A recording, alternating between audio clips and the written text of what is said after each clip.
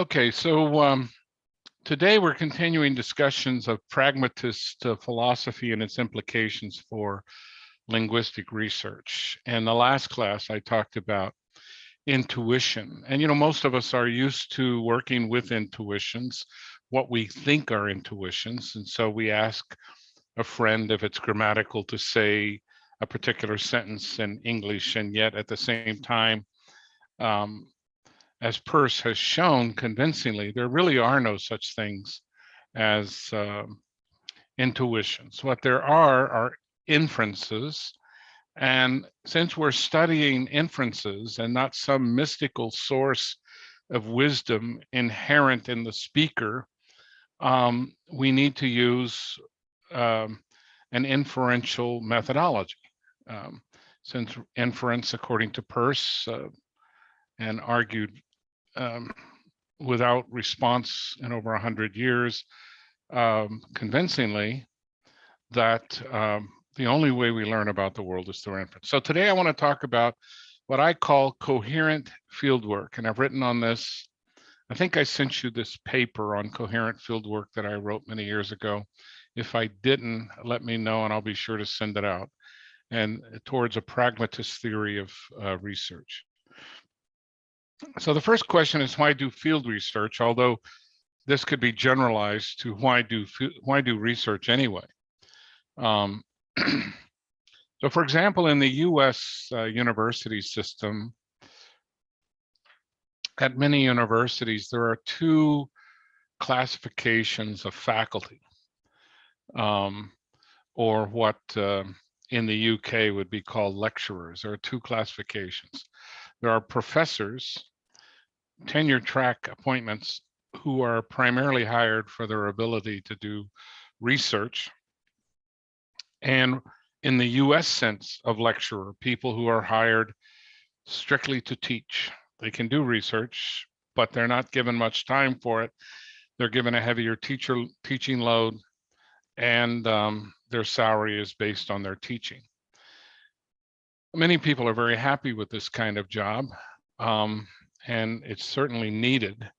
So the question arises is, if you can just make a living just fine by teaching, why on earth would you do field research? Or if you're an independently wealthy scholar or someone who has renounced wealth like Wittgenstein, or someone who simply was deprived of all income like Peirce, why would you continue to do research? And for linguists, why would you continue to do field research?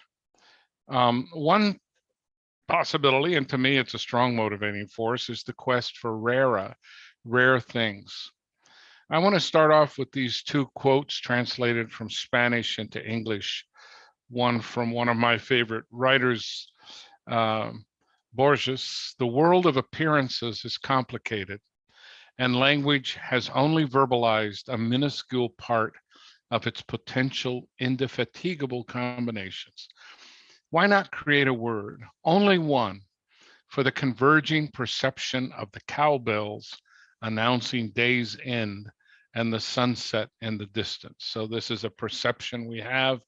We hear cows coming. I was raised on a dairy and our cows wore bells. And actually this was quite common for me to go out to the fields and bring in the cattle and listen to those cowbells and watch the sunset in Southern California.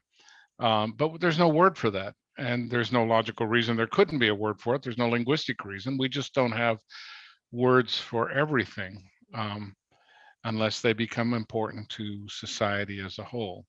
Or this quote that I very much enjoy from Carlos Fuentes: like bread and love, language is shared with others. Without sharing, there is no language. So we're looking for strange things, what I call linguistic freaks. At the end of my book, Language, the Cultural Tool, I have a chapter on linguistic freaks. The concept of freak is a thing or occurrence that is markedly unusual or irregular.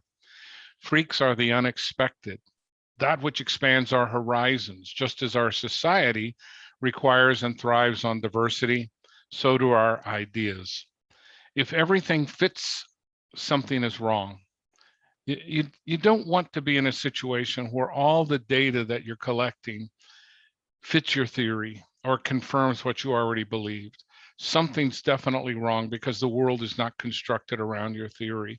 There will be problems, there will be anomalies, there will be irreconcilable differences, just like in a marriage. So if everything fits, something is wrong. Just like if everything fits in a marriage, you're probably not talking to each other.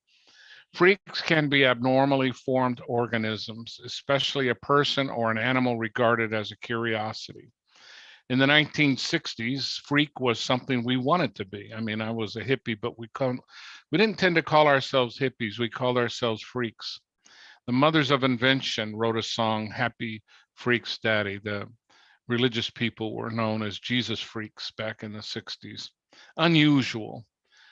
In the sense of Christina Aguilera's Beautiful, I am beautiful no matter what they say. Words can't bring me down. I am beautiful in every single way. Every fact is beautiful. Every person is beautiful. I like this because it's a nice 1960s kind of take on doing linguistics. So let me just run this into the ground, perhaps by giving you some lyrics from the late Frank Zappa.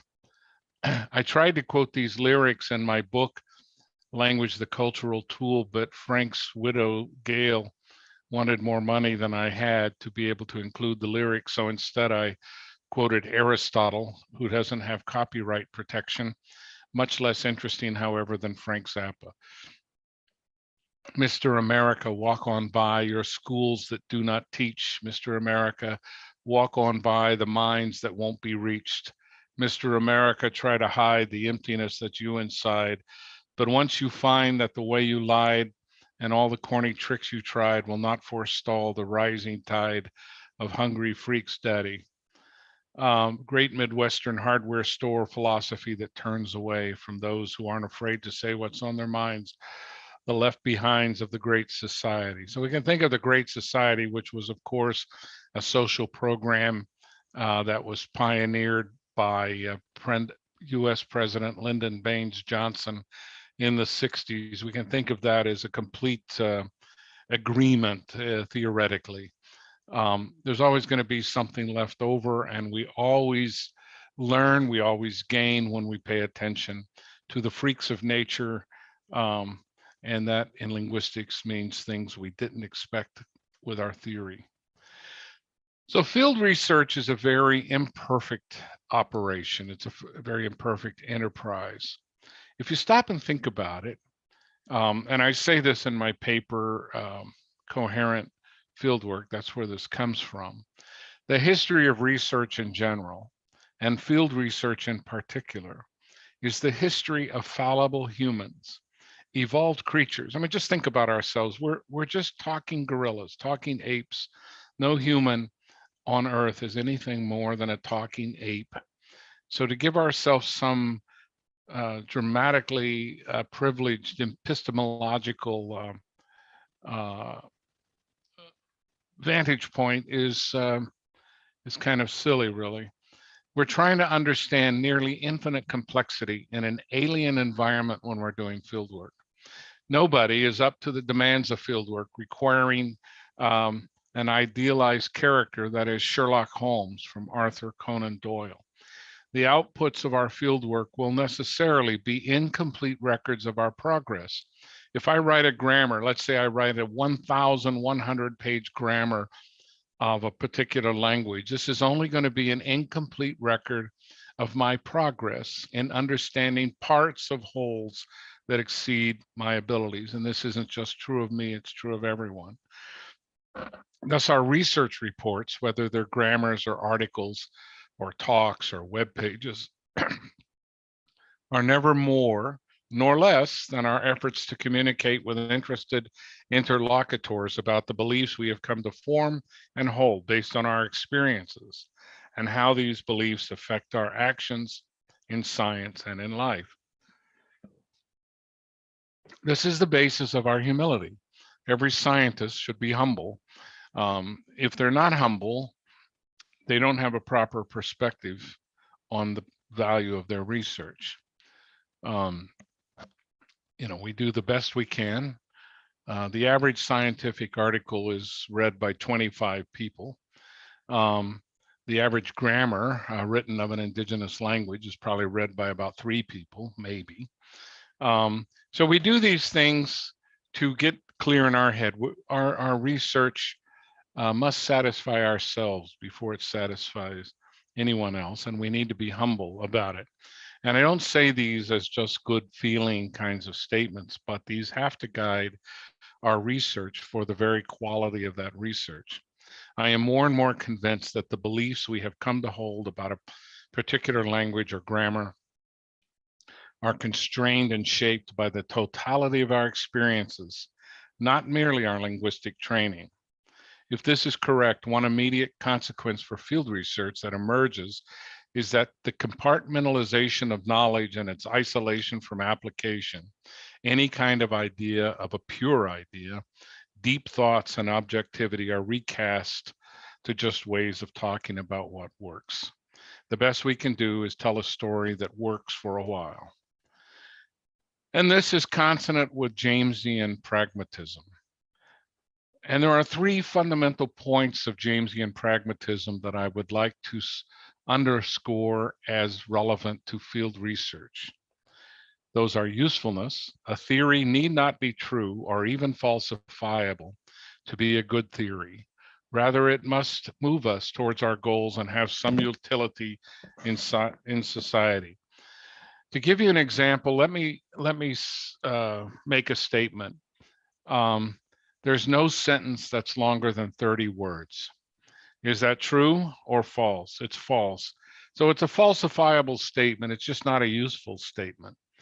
When James first published this, Bertrand Russell attacked him for it. But notice that utility is not saying that truth is not important. It's simply saying that we need to be working on those things that take us towards the truth, which are also useful. Radical empiricism is another Jamesian view. Reality is just the flux of pure experience, or reality consists in nothing but experience. Not every philosopher would agree with James, and I don't even agree with James completely. My reason for bringing this up is not to convince you that James was right. In fact, Peirce would have said James was wrong, but to see the world a little bit from James's perspective, because I think it can be useful. Since no 2 experiences, not mine, if I have 2 experiences of the same object, they will not be the same experience. If you and I both write grammars of a particular language, those won't be the same grammars. They'll look different. Is one of us right and the other one wrong? That's one way that it's thought of. And there certainly is a way to tell if some sentence is part of the corpus of the language, whether the grammar is right or wrong. I'm not at all denying that some grammars can be better than others, but even 2 grammars of equal quality can be quite different depending on the people who wrote them. And so then also coherence. Each researcher accepts and acknowledges the role of her temperament in her science, and more importantly, her status as an evolving creature with an ability to learn limited by tools provided by random mutations, natural selection, and perhaps a few other side effects of evolution, including cultural evolution. And these are ideas that I have found extremely useful in my career, that I'm writing about extensively these days.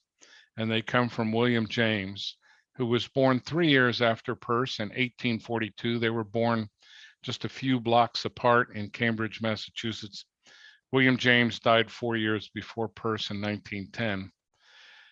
William James did research in the Amazon. Here's one of my favorite pictures of him when he was 23, traveling the Amazon with Harvard biology professor or zoology professor Louis Agassiz, one of the most important scientists of the 19th century. Louis Agassiz was also a good friend of Peirce's father, Benjamin Peirce, and would walk into the Peirce's home each morning and yell out, "Ben," and then Benjamin Peirce would join him, and the 2 of them would walk to Harvard together just 2 blocks away where they both taught.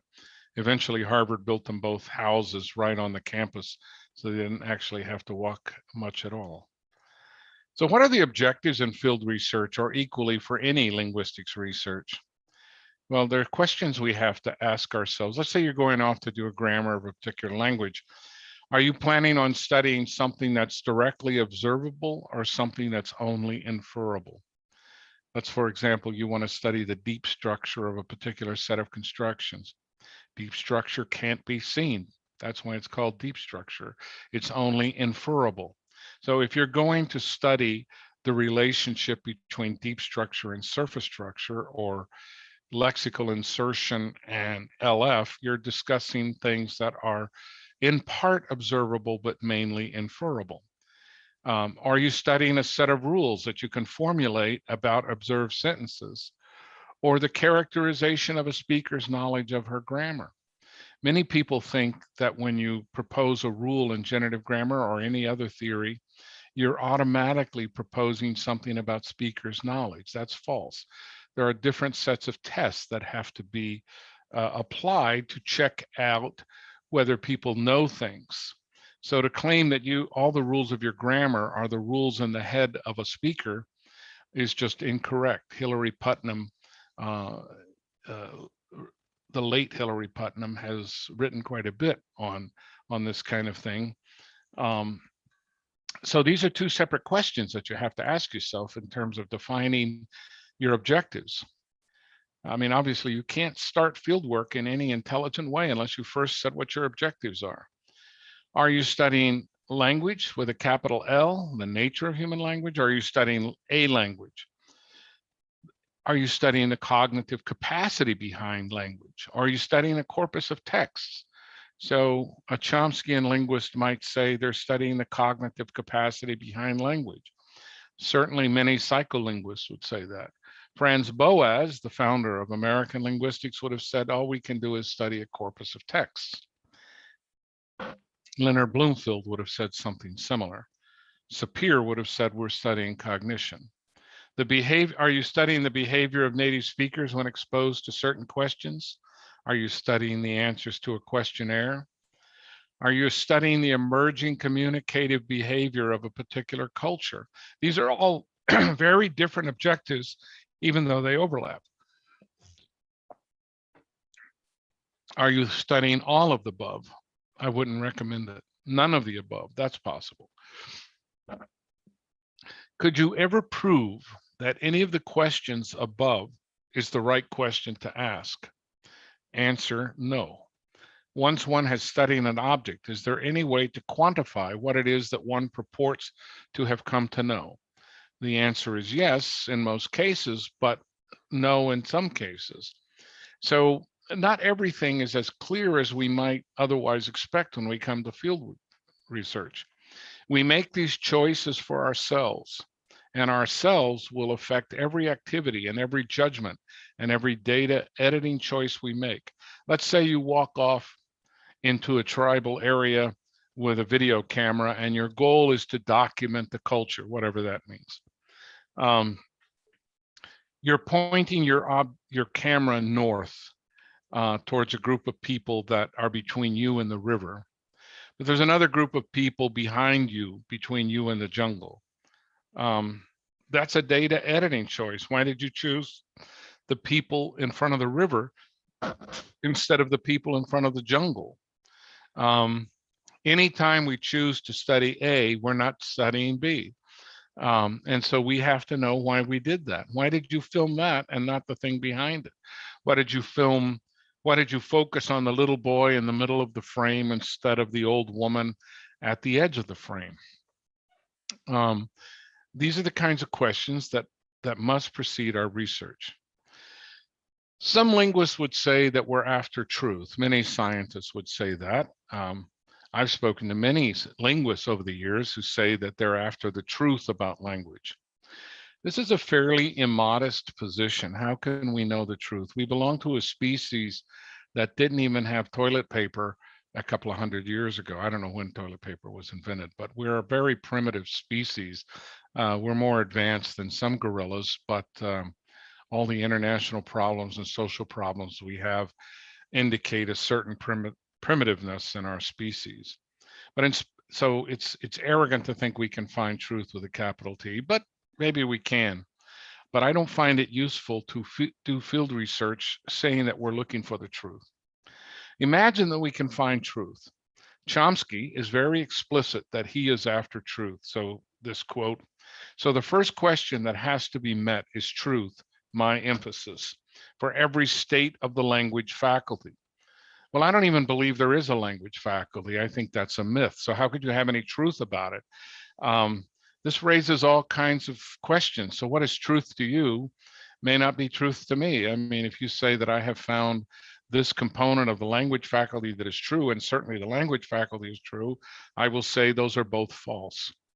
Minimalist questions are substantive. They ask whether true theories of states of the faculty of language satisfy the interface condition in an optimal way.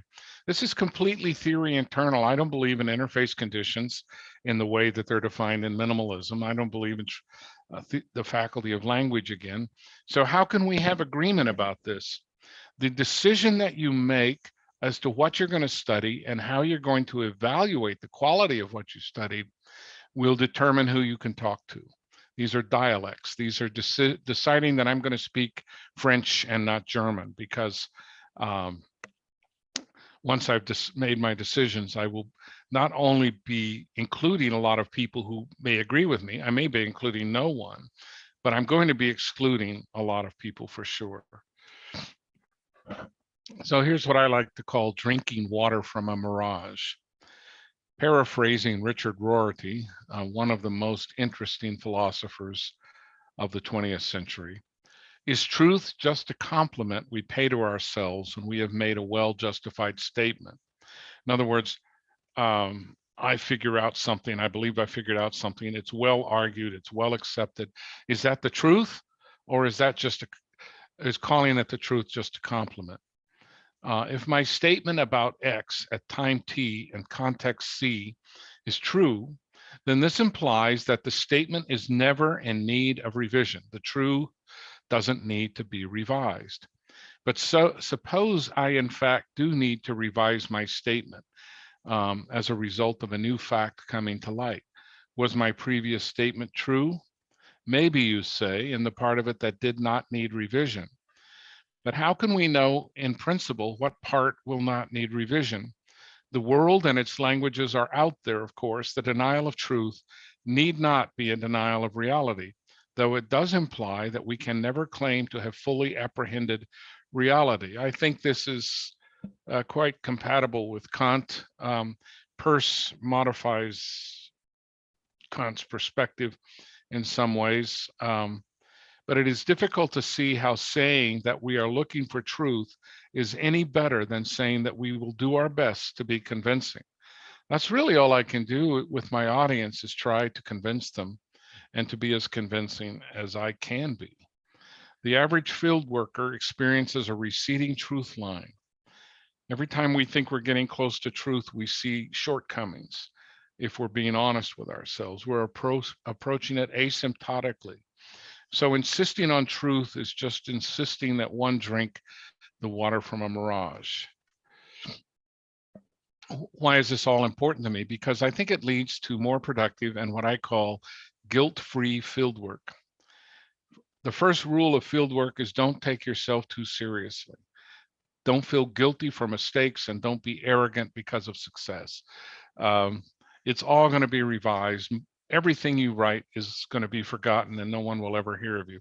Think in those terms, and that gives a certain amount of humility.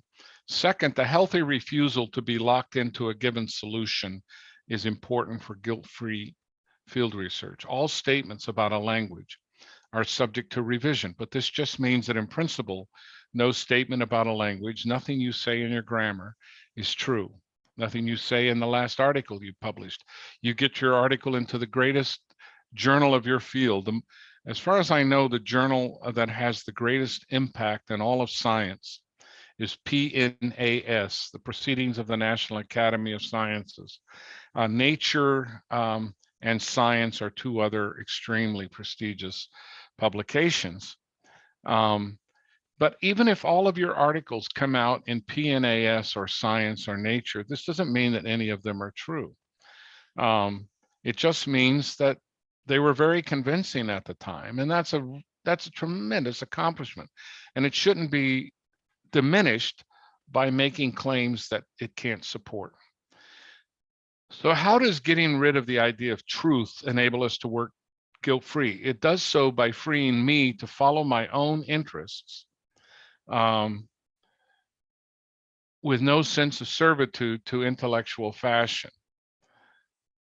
The real question is not whether the fieldwork researcher knows linguistic theory, but to what degree linguistic theory should constrain her field research. When you get out in the field, you are like an artist confronting a blank canvas. You look at the world around you and you decide what to put down on that white sheet of paper to tell others about what you're finding. And a theory can give you ideas, but that's all it should do. You can try to fit your data to a theory, but if you try too hard at the beginning or you try too hard at the end, what you say will not be the accurate representation of what you observed. Theories have insights to shed on language. They do not provide a true description of any language. Here's another thing. Are we looking as field researchers for specifics or for generalizations? Peirce called he said the role of a concept is to reduce the manifold of sensual impressions to unity. We're trying to make sense of the world around us, what James called this blooming, buzzing confusion in our heads. We want to make sense of that. In that sense, a generalization is always important. A generalization, a concept, brings down the confusion level in what we're observing. But it doesn't devalue specifics. Although James was by no means averse to generalizations, I mean, he made his reputation with some interesting generalizations. He nevertheless advocated the view that the most useful big picture was the generalization that best coheres with one's life's experiences.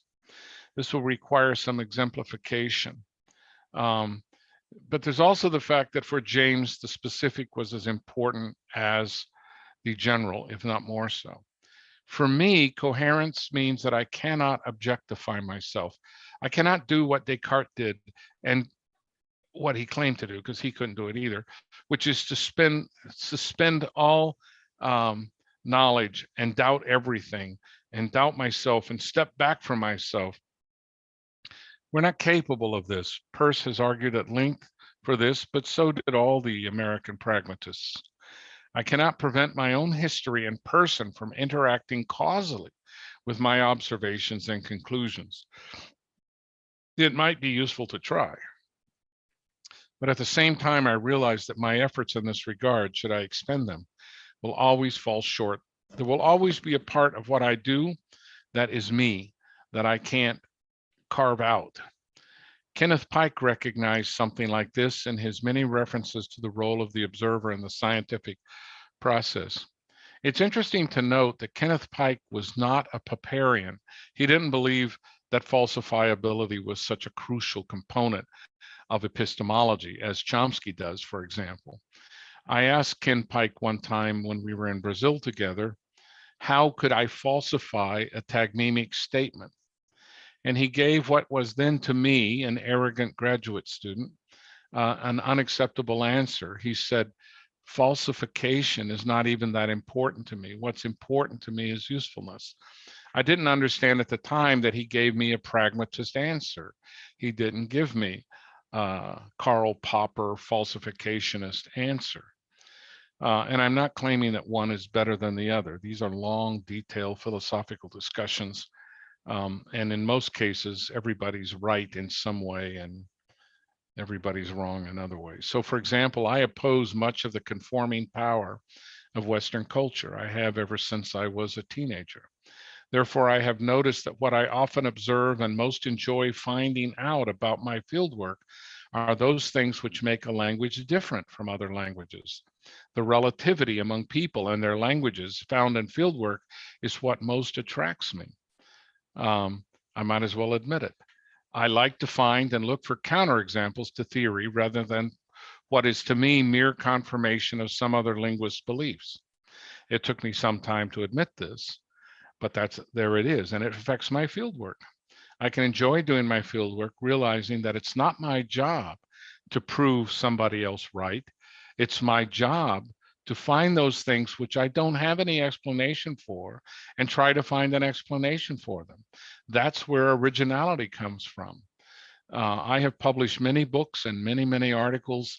I've given many talks, and all the interesting things I've ever had to say, if I've had anything interesting to say, comes from the languages that I work with, trying to figure out things that I don't understand. And in general, every day in the field for me is a day in which I confront my own misunderstandings. Every day I understand more and more about how I understand less and less. So the consequences of taking a perspective like this, and I can't prove to you that that's the right perspective, right? I have no right to claim truth. I can simply tell you what works for me and what I find satisfying, which will not be the case for everybody. If your field work is coherent for you and useful to others, then you must be on the right track. Ascribing truth to any part of the enterprise is little more than religion. I agree with Richard Rorty that the desire to talk about truth is a holdover from our religious backgrounds. And I think more and more as society goes along, religion is something that I personally want less and less to do with.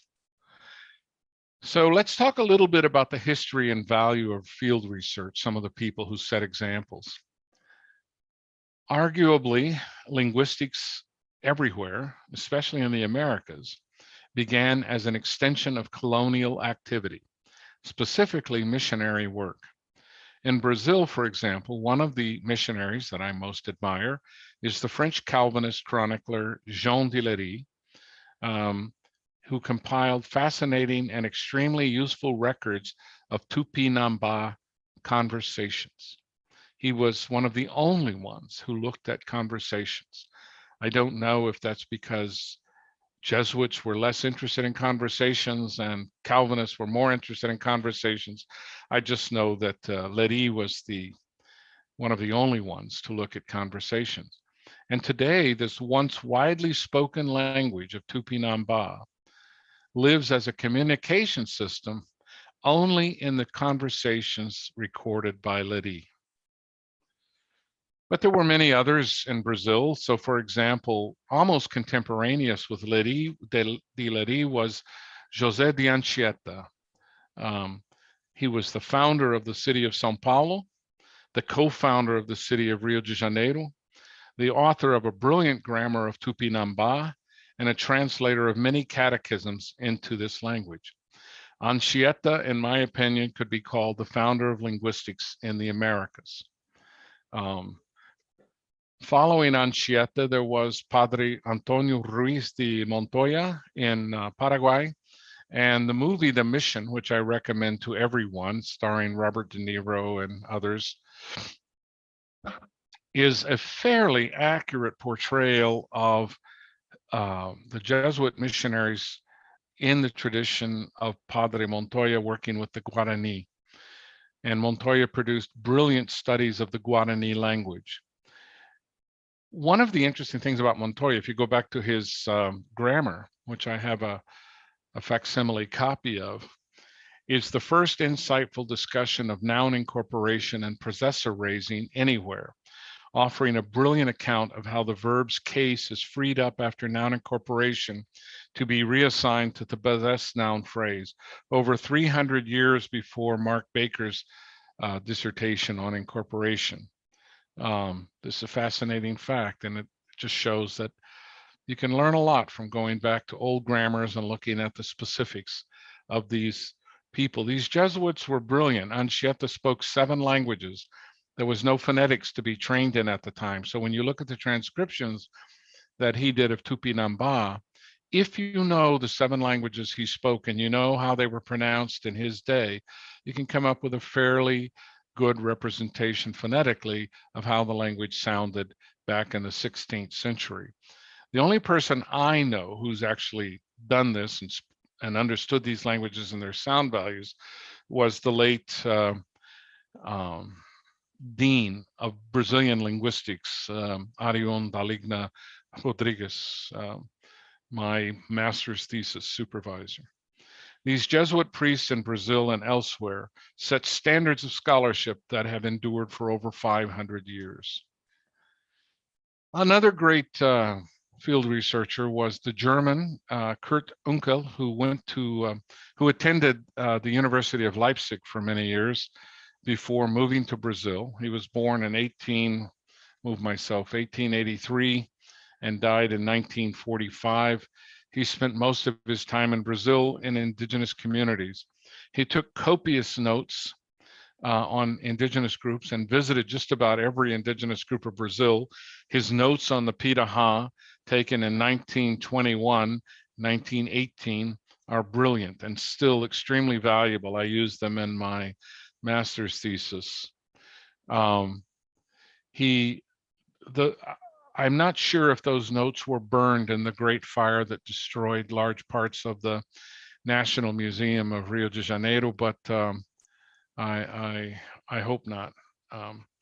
But Unkel was one of the great founders of anthropology in the New World. He wasn't a theoretician like many Americans anthropologists, but he did study very carefully these languages. He was an activist. He helped these people and eventually died in an indigenous village. There's also the effects of pragmatism elsewhere in the Americas.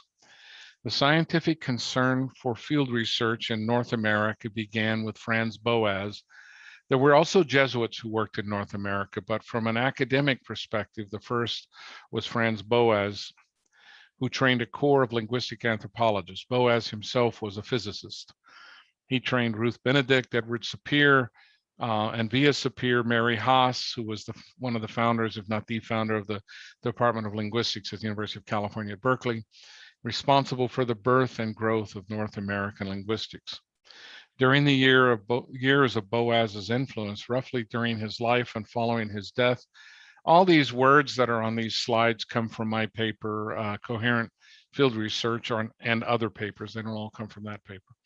North American linguistics was concerned about describing specific languages in detail, producing integrated studies of text key to cultural studies, grammars, and dictionaries, providing exactly the kind of pragmatist study that has proven to be so important to knowledge of little studied peoples and their languages throughout the intervening years.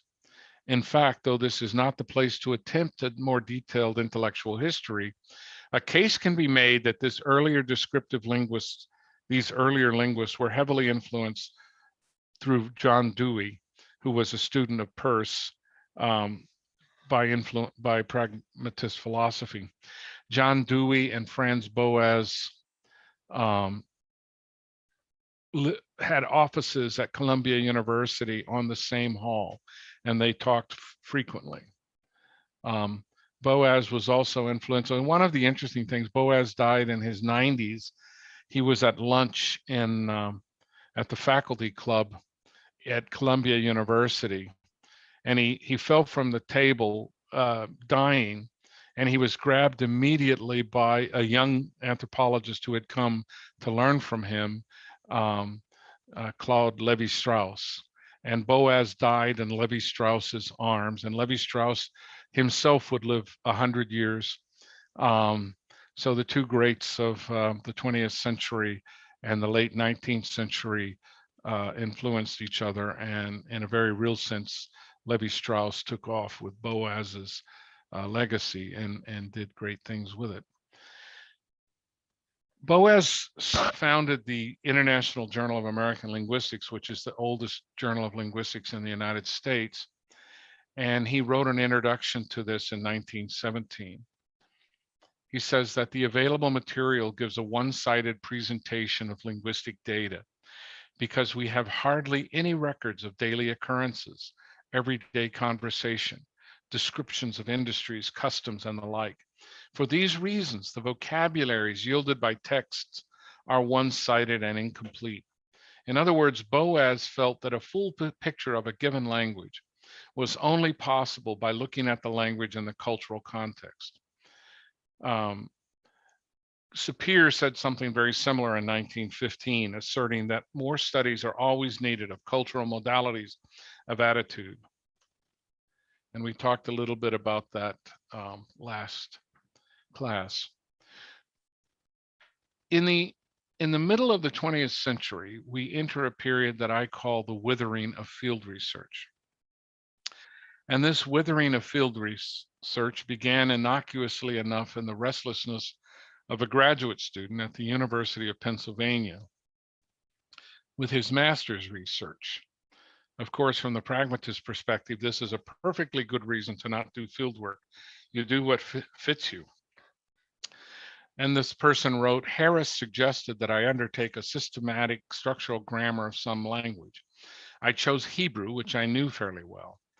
For a time, I worked with an informant and applied methods of structural linguistics as I was then coming to understand them. The results, however, seemed to me rather dull and unsatisfying. Having no very clear idea as how to proceed further, I abandoned these efforts and did what seemed natural, namely, I tried to construct a system of rules for generating the phonemic forms of sentences, what is now called the generative grammar. That's Chomsky giving a bit of his autobiography in 1975. So, in other words, an innocuous form of field research, extremely simple, stymied Chomsky and made him feel that it was boring. And for him, it was. There's no arguing about that. And he went on to develop a theory that many people consider to be the greatest theory ever developed of human language. That's not a perspective I share by any means, but it's a perspective that many people have. And so it's useful to people. It's coherent with who he is. Chomsky is doing exactly what I call coherent research. Now, here's another possible scenario. Imagine that a language could have various systems or modalities of sound structure beyond its phonetics and phonology, such as hum speech, whistle speech, yell speech, and musical speech in Pitaha. And then consider the possibility that one modality can affect another, but not via constraint rankings or rules, their standard devices of phonological theory proper. If so, then to understand the sound system of language L at any level, for example, what happens or what native speakers know when they know the sound system of their language, we must look carefully at the modalities of expression made available via an ethnography of communication, and not merely at a supposed universal formal apparatus. Corollaries of this scenario might include, for example, the appearance of new roles for old constraints. So very often, cultural changes can lead to grammatical changes, which can lead to theoretical changes in the way that we perceive language. When we're doing field research, we are engaged in what I call cognitive compositionality. You know, we talk about compositionality at the level of the sentence. And as I have said before, I think that is the use of a general tool for specific purposes. I think that everything we have to figure out as human beings entails the same kind of compositionality. We find data, and the biggest job of the scientist, the field researcher, the author, teacher, auto mechanic, and so on, is to put it through the cognitive compositionality mode of the frontal cortex. So here's an article from a recent paper, well, 9 years old, on the compositionality of rule representations on the human prefrontal cortex. This shows that the code used to store rule information in prefrontal cortex is compositional. Compositional coding and rule representation suggests that it might be possible to decode other complex action plans by learning the neural patterns of the known composing elements. This is a lot of what I want to say, which is that we put things together, whether they're the meanings of sentences or how cultures work or how to cook a pie. We figure these things out by cognitive compositionality, putting together the disparate facts that we have. You get all the ingredients and you have the recipe and you put all this together in your mind and you bake a pie. That seems to be the primary function of the cerebral cortex, and there's no reason to limit that particular skill to language. Another aspect about field research is to get excited about the unexpected. Often when we take a vacation, we have mishaps. The car breaks down, the hotel didn't have our reservation for us, the restaurant was closed, and after we get home, we're frustrated at the time, but as we get home and think about it, these were the most memorable and enjoyable memories of the entire trip because of what we had to do to solve it and how we can laugh at that now. So the same thing when you're doing field research. If something doesn't fit your expectations, that's wonderful. That should be greeted with great pleasure. So for example, when I first studied Pitaha phonemics, I noticed the small number of sounds. I won't go into this in detail, but S is in parentheses because, again, women generally, sometimes they do, but generally they do not pronounce S. Where men have S, women have H, and where men have H, women also have H. So this was unexpected to me. At the time that I was studying, doing my master's degree, I had no idea that there were languages in which women talk differently than men. English is such a language, but I didn't know it at the time. English isn't based on sounds as much as it's based on lexical categories and maybe some syntax. There are other things that are very that we find that are very strange. So I wanted to understand the Pitaha stress rule, and I expected to find something fairly simple, like, stress the penult unless the ultimate is heavy, and then stress the ultimate, something similar to Romance languages or something like that. But in turn, what we discovered, and this was done with my former wife, Karen Medora, um, we studied this together. So the Pitaha stress rule is stress the rightmost token of the heaviest syllable type in the last 3 syllables of the word. That's really complicated. It doesn't sound right. You pick the last 3 syllables. That's not too bad. You have that in Romance languages, which is why we have the special terms, antepenult, penult, and ultima, that are used in Portuguese. And we have proparoxytones, paroxytones, and oxytones, depending on whether they're stressed on the ultima, the penult, or the antepenult. Every Brazilian grade school student learns this sort of thing in before junior high. So getting that 30 syllable window is not so bad. And also having a heavy syllable attract stress is not weird. What's weird is you want to go as far to the right as you can, but it has to be in the last 3 syllables, and it has to be the heaviest one of those syllables. And the phonetic basis of heaviness in the stress rule, is just this. Voiceless consonants are always longer than voiced consonants, and there are 5 syllable weights based partially on this contrast. So voiceless consonant, vowel, vowel, voiced consonant, vowel, vowel, vowel, vowel, voiceless, vowel, voiced vowel. When we published this, I published this in Linguistic Inquiry, one of my first publications, 1984, right after I'd finished my PhD.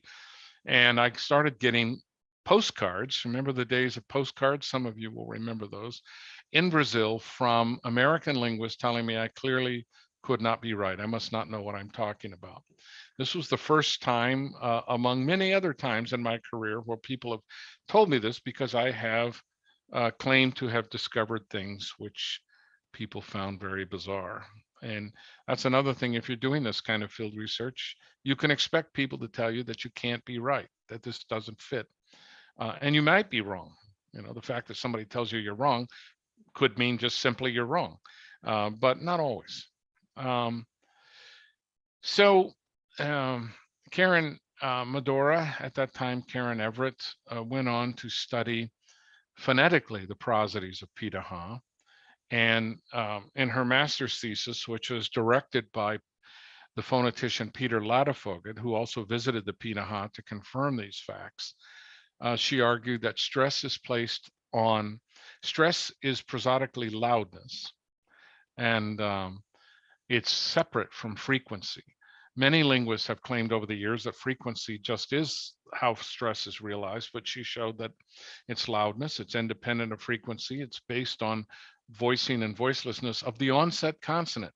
These are all bizarre facts about the language, which have been confirmed many times over the years by different phonetic studies. And again, all the data that Peter Ladefoged collected of the language, and all of the data, I believe, in that master's thesis are available to anybody on the internet at the UCLA Phonetics Laboratory. So you can check this out yourself.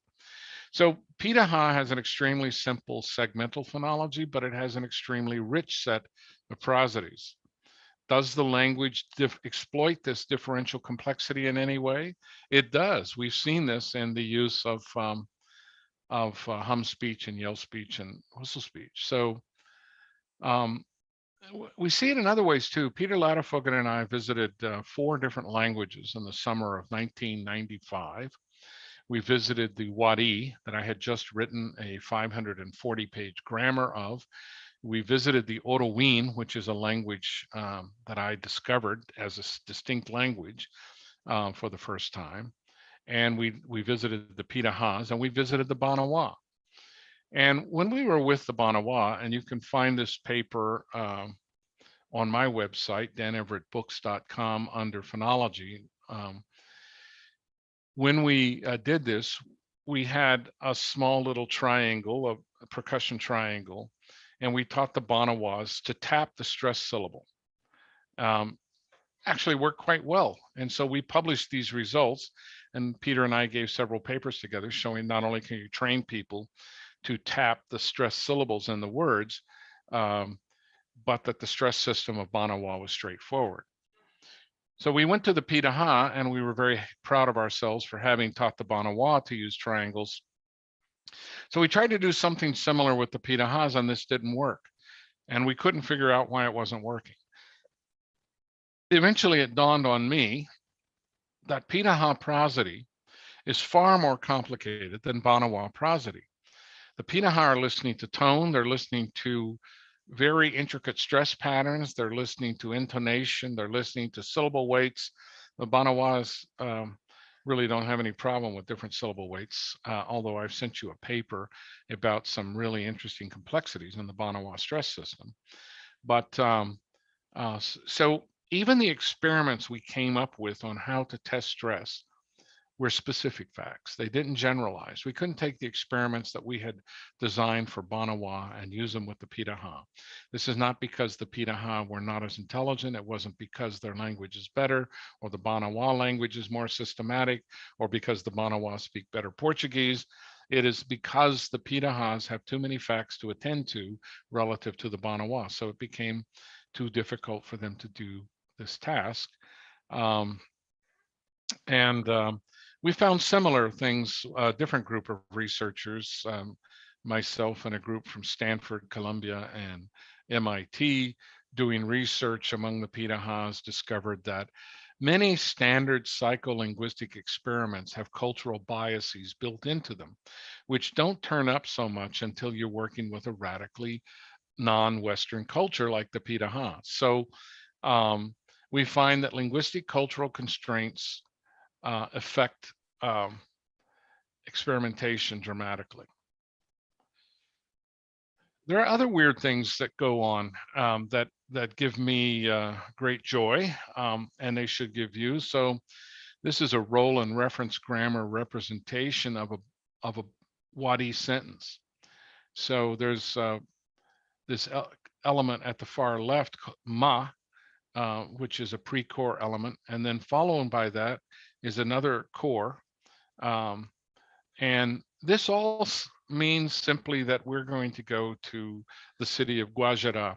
But this whole part here, this core, is actually what many would call the predicate of the construction. But the predicate of the construction doesn't have a verb.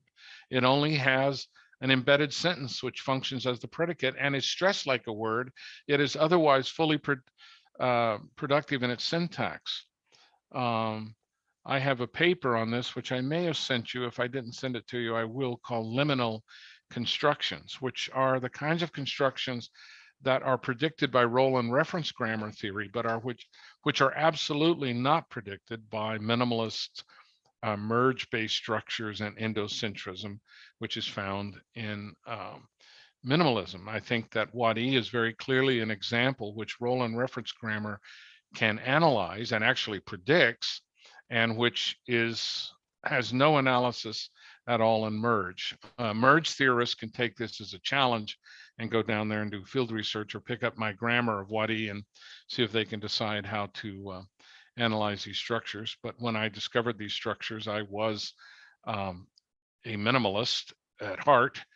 This was the year that Chomsky's book on minimalism first came out, and I wanted to find a minimalist analysis.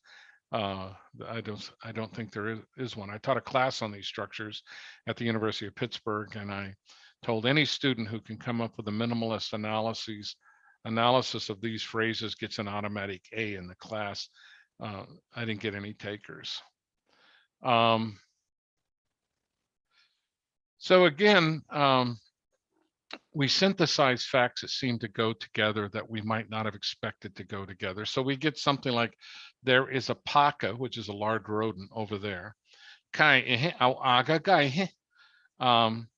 And you can see the musical form of this down here. This musical form can be whistled. It's very important, and we've talked about this. It can also be hummed.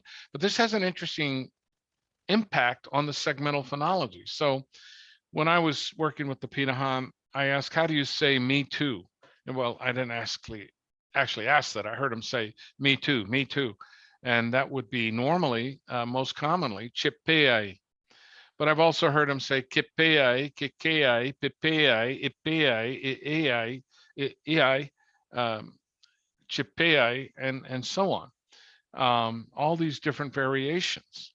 They never said chicheai, gigeai, bibiai. So what they allowed are alternations and voiceless stops that wouldn't affect the prosody. But it was very confusing at first. And so I asked somebody, how do you say head? They said, apapai. And I said, so apapai? And they said, yeah, that's right, kapapai. I said, so kapapai? Yeah, that's right, papapai. Aai, kakakai. These were all fine because they did not alter the stress patterns of the language. And so once you know how important prosody is for Pinaha, and you can see how it's relatively much more important than segments. Segments are important primarily in the ways that they affect prosody. You can begin to understand that this free variation exists because the prosody is so rich in the language. To reiterate the definition of fieldwork that I gave you before, fieldwork describes the activity of a researcher systematically analyzing parts of a language other than their own, usually one they did not speak prior to beginning field research, within a community of speakers of that language, prototypically in their native land, living out their existence in the milieu and mental currency of their native culture. So if you have a native speaker into your classroom and ask them questions, you're doing something very artificial. You may or may not come up with good data, but it's not really field research because you don't see this in its wider context. You don't see it in a communicative context. You don't see it in a cultural context. You don't have access to multiple speakers to ask them for things. And you're relying on intuitions, by and large, which don't exist. Most of these field methods classes are based on the concept of intuition. And rather than looking at what the speaker's doing is inferential judgments and studying this inferentially, we simply take their word for it. And that's usually going to be very problematic. When I used to teach field research classes, that involved taking students from both Unicamp and the University of Pittsburgh and the University of Manchester, actually, all to the field, out to the Amazon. And so if you sign up for a field research course from me, I would take at most 4 students, and we would do this in the Amazon. That's the way I prefer to teach field research. So now we've done all this work, we've collected all these data, we've proposed our theories and our analyses. Can we justify our decisions? Well, just think about the definition of field research I just gave you. Why did I propose this? Could I ever prove that it's the best definition? Is there any truth to it? I wouldn't claim it's true. I wouldn't claim that I could ever prove that it's the best definition. I would simply say it fits my understanding. I can say that I believe it to be maximally useful in grasping the coherence between a language and its culture, which I in turn find useful for understanding language. But that's all I can say about it. I certainly can't prove it. It's a point of departure for coherent fieldwork, more useful than many alternatives, perhaps less useful than others. All applications of usefulness are teleologically determined. Where's this taking us? What are we going to get out of this definition? And do the results make us happy? Then it's probably for us a good definition. And I'm not defending relativity of knowledge. In other words, I'm not saying that I'm not trying to provide a postmodernist perspective on work. It has nothing to do with the silly ideas, and I say that not jokingly, of Derrida and Lacan and those folks. It is simply a recognition of human limits. We have to have well-justified arguments. We have to use arguments. And I believe we have to believe, as Peirce did, that eventually truth will arrive. We can search for truth at the end of inquiry, which Peirce talked about, and which I'll discuss a lot in the book that I'm writing. But we can't demand that what I present to you now on this page in this article be called the truth. What would a true theory look like? Would we ever be able to recognize truth or a true theory? Can we ever find this truth? Do we asymptotically approach it by ever closer approximations, or paraphrasing Rorty, is it again just a compliment? So the point of this pragmatist view of field research, or research, this applies to any kind of research, is that you do and you will do ultimately what you find most compatible with the person you have constructed yourself to be. And as you recognize that person yourself and become comfortable with it, your field research, your research in general, become coherent in the Jamesian sense. Think of the growth of individual poets for a moment. If you look at the poetry of Sylvia Plath, and I'm reading a lot of her poetry and the poetry of her husband, Ted Hughes, at the moment, you find that her poetry gets better. That's not a surprise, but the reason it gets better is because she came up with a more comfortable understanding of who she was. As she understood herself, she knew what kind of poetry most naturally and compatibly came out of her, and she started producing exclusively that kind of poetry. And so when we look at her poems like Lady Lazarus and Ariel, we begin to see the fully mature work of this young woman who died at 30, Sylvia Plath, producing a few of the greatest poems of the 20th century. So I've written a book with my colleague Jeanette Sackel on how to do fieldwork. It's a very short book. My original manuscript for this, when I was originally invited to write this textbook for the Red Series, I wrote a 500-page manuscript, which I still have and which I'd be happy to share with anybody if they want it. But we eventually reworked the manual quite a bit. And Jeanette took that over, and it came out to a much shorter book, Linguistic Field Research, Fieldwork, a student guide. So I recommend that to you if you want to get a better feel for linguistic fieldwork and my philosophy, the philosophy behind fieldwork. I just want to conclude with this statement that field researchers are the best theoreticians. There's nobody better placed to explain the data that they've collected than the field researcher who collected it. This is often disputed. It's often thought that the most brilliant field worker, the most brilliant theoretician who knows the theory the best is going to give the most insights. It might happen sometimes, but by and large, it's the person who speaks the language, who has done the field research, who understands how it all fits together, who knows what all the conjunctions are for and how they're used, all the prepositions or adpositions and the verbs and the sentence structures. This is the person who's going to have the best theory about how that language matches up to and fits and changes our theories of other languages. So I encourage you to consider field research, and remember that is not an experiment in a laboratory or a single or 3 or 4 speakers in a classroom. It is getting yourself out to the places where these languages are spoken. This has always been the core driving force of linguistics, and all the best linguistics comes from the work of people who've gotten out to these communities and done this work. I'm not saying that there's no other wonderful, wonderful linguistics. There's a lot of great linguistics done by a lot of people who've never set foot in the field. I can only tell you what's coherent for me, what represents to me the way that I have to work in order to do these things right. I'm writing a book on Peirce now. That meant I had to go to his house where he lived, walk around his house, tour where he was born, try to experience a lot of the stuff that he did. And I wish I could talk to him, but I cannot.